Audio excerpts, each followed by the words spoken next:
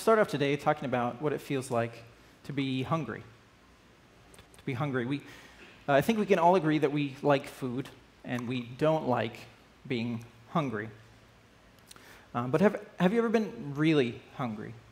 Really hungry. I'm not talking like church was late, so I'm really hungry, type hungry, though I am sympathetic to that. But actually really hungry. Like you haven't eaten for days type of hungry. And I pose this idea and this question because our passage today, Joseph is dealing with a great famine. In an effort to better understand the context of the people at that time, I was trying to put on my 1500 BC hat, as Michael likes to use that kind of phrase. And the first thing that came to me was the pain of the hunger that they would feel. The headaches and the stomach pains and the dizziness and the exhaustion and the fear of not knowing where their next meal would come. And so I think it could be helpful to kind of keep this idea in our minds as we seek to look at our passage today. Help us picture the gravity of the events. Now, when Moses was writing this story about Joseph, about this famine, it was some 400 years after the fact. This type of hunger would probably have been known to the audience, right? These people had been slaves in Egypt, and now they found themselves wandering in the desert. And when you find yourself wandering in the desert, you are probably asking a lot of questions. You're asking questions of, what are we doing? Why are we here? Where did we come from? How did we get to this place? And so Moses seeks to answer some of these questions in Genesis. And he does this with a series of genealogies and stories. Remember, because the genealogies in Genesis are really the structure, the main point, the main idea in Genesis. The stories are really just the connective tissue between this structure, these genealogies. And Moses is using this structure in order to track the continual movement, the continual kind of progress of the seed of the woman that God had promised all the way back in Genesis 3. All right, so we track the seed through Adam and Eve, through Noah, through Abraham, and now through Jacob and Joseph. In our passage today, we can see the story of Joseph, that we have the following. It is starting to come to an end, right? The story of Joseph, it's starting to end, starting to wrap up.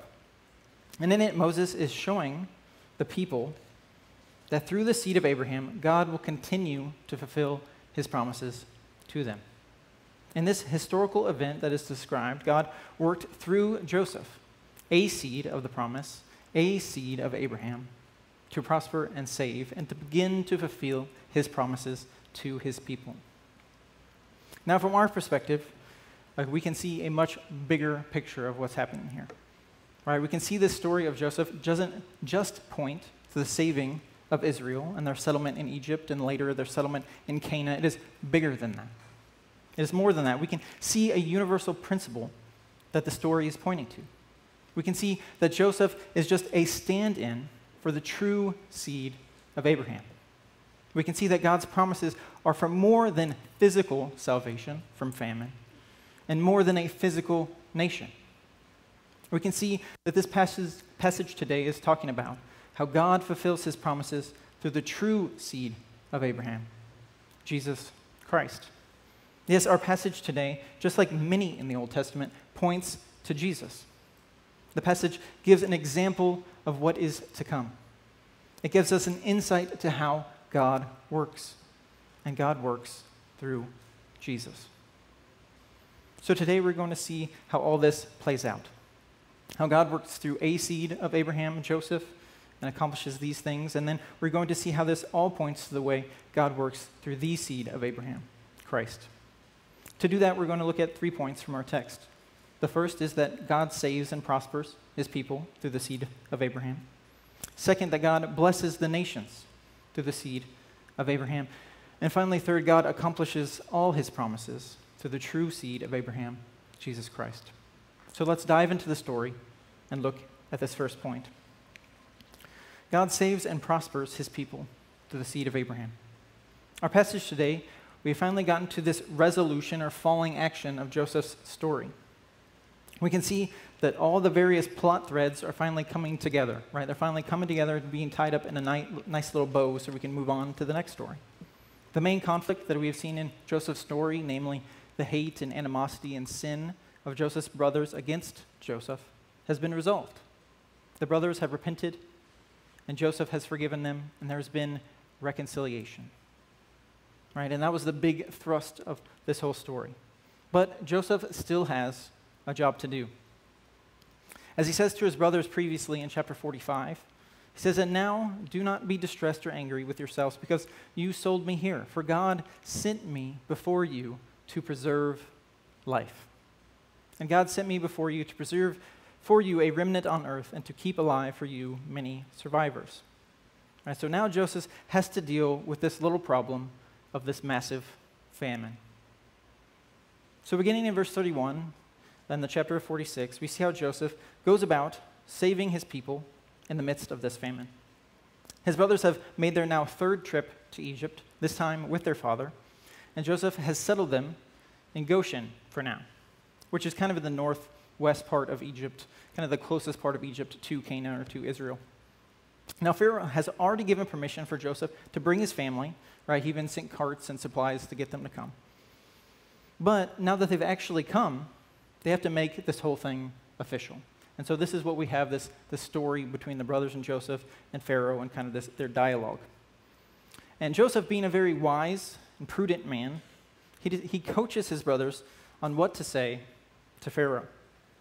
Now, this reminds me of when you might be getting ready to present your significant other to your parents.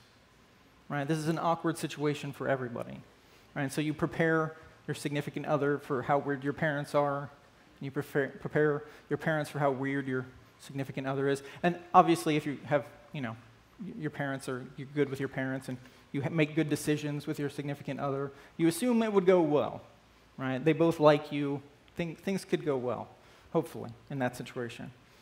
And Joseph knows this, right? But you still take steps to make sure it does go well, right? You dress nice and you pick a good location and you only introduce your 5 normal brothers and not the rest of your weird family.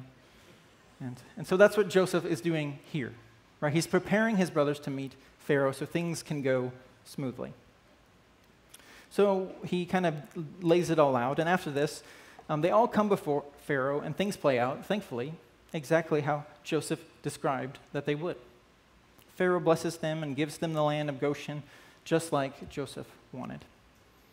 Now, this whole kind of section seems a little repetitive, where they repeat kind of the same. Joseph says, hey, say this, I'm going to say this, you're going to say this, he's going to say that. And it's very repetitive in this description. But there's important things that are happening here that I want us to remember. First, is it important that Pharaoh makes this whole process official? Right? It's one thing to have a handshake agreement, and for Pharaoh to say, hey, yeah, kind of bring the family, that's fine. Right? But it's another thing when they show up, and it's written down and official. So Joseph is doing everything he can do to make it official. Joseph knows Pharaoh loves him, right? But he still wants it in writing, and that's just probably good advice there from Joseph in that regard. Get it in writing. The next important thing we need to look at is that the people settle in the land of Goshen. Now, because Joseph knows that shepherds are an abomination to the Egyptians for whatever reason, he's going to use this fact to help secure this land for his people. This is part of the reason both of why we see these ideas repeated, right? These ideas of shepherds and this idea of Goshen repeated often in this passage. Because Goshen is close to Egypt, but is also kind of on the outskirts of Egypt, is the ideal place where Joseph can both look after his family and take care of them, but also they can be separated from Egypt itself. And this is something that both Egypt and Joseph want, right? The Egyptians don't want to be with the shepherds, right? He's talking about that. And it is important also to Joseph that Israel remains separate from Egypt, right? And this is important so God can fulfill his promises both for them and through them. And Pharaoh likes this idea, right? He goes along with it wholeheartedly, right? This probably solves some problems for him. He doesn't have to worry about these foreigners coming in, causing a problem, being shepherds, messing with the people, right? They are shepherds. They've always been shepherds. They're going to stay shepherds in their shepherd land over there, right? And so that's good for him. So he can avoid conflict with his people while also, doing what Joseph wants, which is a win-win for Pharaoh here in this situation. In fact, he even likes it so much, he hires some of the brothers to work for him, right? To kind of watch his own herds. So I guess you could say this is a win-win-win for Pharaoh in this situation. And so the deal is done. Pharaoh gives his official blessing, and Joseph's people settle in Goshen, where Joseph is able to provide for them. Now, at first glance, you might think that Pharaoh and Egypt are blessing Jacob's family here. Pharaoh blesses the people, he gives them land, he even gives them jobs. But if you go with this conclusion, you're missing the point. Right? The point here is that Joseph saves his people. Joseph saves his people. He's the one that interpreted the dream that no one else could interpret. He's the one that comes up with the plan and spends 7 years preparing for the famine. He's the one that tests his brothers, that calls his family to him. He's the one that decides that Goshen is the best place for them to be. He's the one that provides food for them. He is the one that God uses to save his people. But God does more than save his people here, if we look. He both saves and prospers him. If we look forward to verse 27, it says, "Thus Israel settled in the land of Egypt, in the land of Goshen, and they gained possessions in it, and were fruitful and multiplied greatly." Now, one of the promises to Abraham and to Isaac and to Jacob was that God would make them a great nation. Genesis 12, 1-3 says, "And now the Lord said to Abraham, Go from your country and to your kindred, to your father's house, to the land that I will show you, and I will make of you a great nation. I will bless you, and I will make your name great, so that you will be a blessing. I will bless those who bless you, and him who curses you, dishonors you, I will curse. And in you all the families of the earth shall be blessed." So God is fulfilling his promise to his people to make them a great nation. And so it is very important that the Israelites do not become part of Egypt. They do not intermingle. They do not intermarry. The Israelites can't be a great nation if they just become part of the Egyptians. They need to be separate. And so it is fundamental that they have this own space in Goshen. And Joseph knows this. So God uses Joseph to ensure that this is the case. And then what does he do? He grows them. In the midst of a famine, he grows them. And even if we look further on in Exodus, we see that even in slavery and subjugation, God blesses and grows them. It's always crazy to me how God works in the midst of trial and famine, and how God turns evil into good. Joseph even says it later in chapter 50, how when his brothers sold him, they meant it for evil, but God meant it for good. God can take a terrible situation and use it for good. And we see this all over the place. We see in the first 200 years of the church, if we go back, that during this time there was heavy persecution of Christians throughout all of the Roman Empire. I mean, the book of Acts is filled with examples of persecutions and killing, and there are many more accounts of Christians being tortured and killed. But this was not the end of the church. This was not the end of God's people. Indeed, the persecutions seem to have the opposite outcome you would think. The church actually grew and grew greatly. When the apostles were persecuted and killed, God added thousands to their numbers. When Paul was driven from one city, another city came to believe. When Polycarp and Justin Martyr of the 2nd century were killed, the church grew then also. This effect was so clear that it led Tertullian, who's one of my favorite church fathers, check him out, Tertullian, to say this famous line, right, that is often quoted. It's, "The blood of the martyrs is the seed of the church." The blood of the martyrs is the seed of the church. Now, that's the normal, most popular translation of what he said. I actually prefer a more literal translation, which goes like this. It says, "We multiply when you reap us." The blood of Christians is seed. Because God can turn even murder and death and persecution into good. God turns evil into good. I like to say that God is in the salvation business, right? This is what he does. This is what he does. So let's continue on now and see how Joseph deals with the rest of the famine. Point number 2. God blesses the nations through the seed of Abraham. So now in verse 13 through 26, we see that the nation of Egypt is in severe economic distress.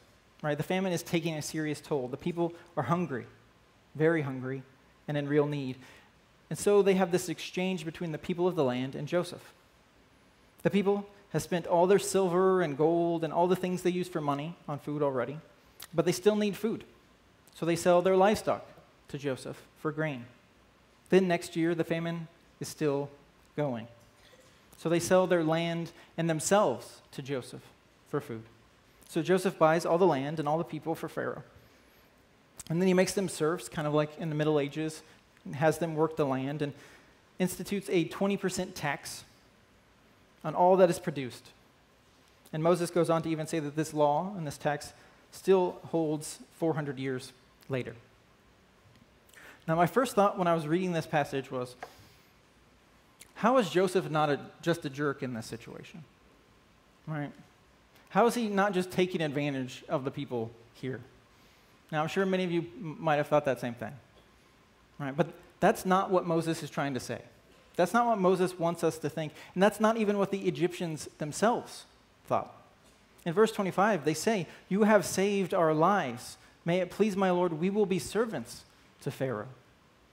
So what is the disconnect here between what Moses is trying to say and our understanding? Well, this comes back to that idea of putting on our 1500 BC hats.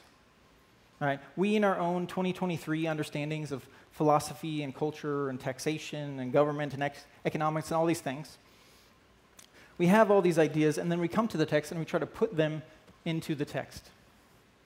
And when we do that, we come up with wrong answers. We come up with wrong answers. Most of our understanding of these ideas in these areas are completely different than the situations in the text. Right? At this time, when Joseph was around, democracy itself was still 1,000 years away from being invented. Right? So this is a different situation and different people, different ideas. Very different than our own. So if we want to be good Bible interpreters, we have to meet the text where it is at, in its own culture, in its own time period, in its own setting and understandings. We have to try and understand the original intent of the author to the original audience. And what is Moses trying to say here is that Joseph saves Egypt. Joseph saves Egypt. And how is he doing that? So we're going to look at how Moses communicates this idea. First, we can clearly see that Joseph is the one who is doing the storing of the grain. He's the one that was building the storehouses in the cities, collecting the grain during the 7 years of plenty. We can see in chapter 41 that Joseph is the one that actually suggests to Pharaoh to make a 20% tax to save up for this time of famine. So without Joseph, there would be no food at all in Egypt. Right? Everyone would have died without him. Also, we can see the people in Egypt would have known that the famine was coming. Right? A tax had been levied on them for this purpose.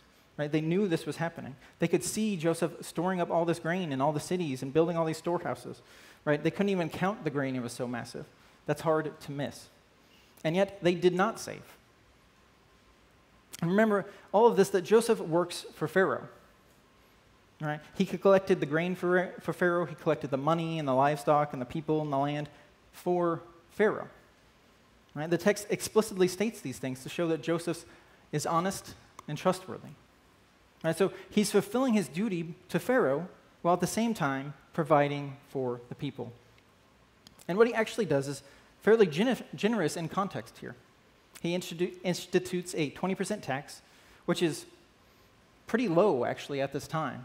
Right? There was much higher taxes, 40%, 60% in other countries in Mesopotamia. And they were already actually paying a 20% tax. Right? They had paid 20% tax for 7 years before the famine even happened. So the people go from starving to death now to where they are fed, where they had to pay a fairly low tax they were already paying, and they don't have to worry about where their food is coming from. So the people loved Joseph, right? They were thankful for him. They saw that he had saved them and blessed them. Now, my own internal kind of modern response to Joseph reminds me of how we can get mad at people for helping us sometimes. Right? We can get upset when we were given gifts. Now, there's this scene that it reminds me of in a movie. It's Christmas time, and this little girl has this present, and she's opening this huge present. Right? It's like the size that she is. And she opens it, And then we see that it's actually this really beautifully made, well-made dollhouse. It's green and intricate and has all these details. And she just starts to scream, right? But not in joy, in anger. Right? She screams, "I wanted the yellow one." Right? And we can be like that sometimes if we're honest with ourselves. Right? And in fact, this experience is so common, we have tons of phrases for this. Right? We have phrases like beggars can't be choosers, and don't bite the hand that feeds, and don't look a gift horse in the mouth. I'm not quite sure what that last one is about, but somebody knows. So often, we think we deserve blessing, when the truth is we don't. We are sinners who deserve death. But that's why the blessing is so wonderful, because we don't deserve it, because it's all grace and mercy. And the Egyptians here recognized that they didn't deserve it. They knew that Joseph was saving them. So that's what happens in this story, but what's the principle here? What can we take away? It's that God blesses the nations through the seed of Abraham. Moses is trying to make that very clear, that's what is happening. And not just in this section. If we go back to verses 7 through 10, we have the scene where the elderly patriarch Jacob meets with Pharaoh. And what does Jacob do in this situation? He blesses Pharaoh. Now, this is strange. You would think that the Pharaoh would bless Jacob, right? But that's not what happens. Jacob blesses Pharaoh, not once, but twice. Twice he blesses him. And then what do we see in the very next passage? We see Joseph saves all the Egyptians, and in the process makes Pharaoh the owner of all the people, all the land, all the livestock, and all the money in the country. Right? The Pharaoh owned literally everything. That's some powerful blessing powers from Joseph. Right? That's like what prosperity gospel people want. Like, he would be popular to them. Right? But we see Jacob and Joseph are seeds of Abraham that God uses to bless the nations. Pharaoh is blessed, the people of Egypt are blessed, and God does this because he promised he would do this, as we saw in Genesis 12. Right? He told Abraham, "And in you all the families of the earth shall be blessed." But God is just displaying the first taste of the promise here. This is just a foreshadowing. Let's keep going. Point 3, God accomplishes all his promises to the true seed of Abraham, Jesus Christ. So Joseph has saved his family and the people of Egypt, and God is blessing them. But Jacob is nearing death. And in an echo of how Abraham had his own servant swear to find a wife for Isaac, Jacob now summons Joseph to come to him, to put his hand under his thigh, and doubly swear to bury Jacob where his fathers were buried. Jacob wants to be sure he is buried in the land of promise. Why does he do this? First, because he trusted God. He knew the promises of God. He had seen them happen before his eyes.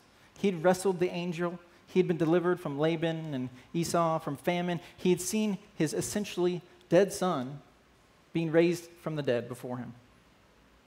He had had persistent faith, as Robert described last week. Joseph had seen what God had done, and God had told him that he would bring Jacob back from Egypt. And so Jacob believed God would bring him back from Egypt. Right? He had faith. And secondly, he did this because he believed in something greater. He believed that something greater was coming. Now, whether he believed there was a resurrection, we don't know. But we do know that Jacob believed the true seed of the promise was yet to come. He was looking forward to the final fulfillment, to the everlasting fulfillment of God's promises. And he wanted to be there when it happened. Right? He knew that's where it was going down, and so he wanted to be there when it happened. But we, today, don't have to look forward in waiting, like Abraham, like Isaac, like Jacob, like Joseph, because the true seed has come. Jesus Christ is the everlasting fulfillment of all of God's promises. He's the culmination of all generations, of all time, of all God's working in history. He's the true seed that crushes the head of the serpent, that blesses the nations of the earth. In Christ is the fulfillment of all Scripture. In Matthew 5:17, Jesus says, "Do not think that I have come to abolish the law and the prophets. I have not come to abolish them, but to fulfill them." Now, we have been through most of Joseph's story, and through it we have seen and we have talked about how Joseph is often a type of Christ, meaning he's a forerunner. He's an example. He's a foreshadowing in history that specifically exists to point us to Jesus. All that Joseph has done in this passage is to point us to Christ. All that Joseph has done is to point us what Christ has done and will do. These acts of Joseph are just the smallest taste, just a temporary stand-in that is being used to describe the unbelievable grandeur of what Christ has done. Now, where Joseph saved God's people here, Jesus saves God's people forever. Where Joseph saved his family, Jesus saves all families. Where Joseph blessed one nation, Jesus blesses all nations. Where Joseph gave bread, Jesus gives the bread of life. Where Joseph begins to fulfill some of the promises of God, Jesus accomplishes all of them. The text is showing us that God accomplishes all his promises through the true seed of Abraham, Jesus Christ. Now, the impact of that idea is huge. All the promises of God were fulfilled in Jesus. Think about all the things God has promised to do. Right? He promised to save, to bless, to redeem, to care for us. He promised to be a loving father, a protector, a sustainer, to be a shield and a fortress. He promises to comfort and to heal, to bring life, abundant life, to give wisdom and grace and love. He promised to resurrect us, to prepare a place for us, and to come again for us. All of these promises and so many more were fulfilled in Jesus. So what do we do with all of this? What do we do with this idea? I want to give us 2 application steps to think about as we go. Number 1, come to Jesus. No matter where you are, come to Jesus. If you are not a Christian, he wants to save you, right? He wants to give you himself, the very bread of life. He's the only thing that can truly fill the hunger inside of you. He's the only one that can save you from the famine we are all in. Come to Jesus. Cry out to him. Turn from the evil things that you do and think and say and come to him. Like the psalm says, taste and see that the Lord is good. Come to Jesus today. If you are a Christian, the call is the same. Come to Jesus once again. You may be in a place where you haven't picked up the Bible in a while. You haven't wanted to talk to him. You've been avoiding it. You've been distracted or hurt or scared. You may be suffering a pain most people can't even understand. Come to Jesus. Second point of application. Stop acting like you can accomplish God's promises by yourself. Stop acting like you can accomplish God's promises by yourself. Stop trying to do it by yourself. Stop trying to make everything happen on your own. Stop. You can't do it. You can't do it. Only Jesus can do it. Why is it that we always want to be the main character in the story? Right? The truth is we are almost never the main character in the story. Most of the time we're just guy number 2 extra in the background of what's actually happening. Right? Or we're the cousin of the roommate of the main character.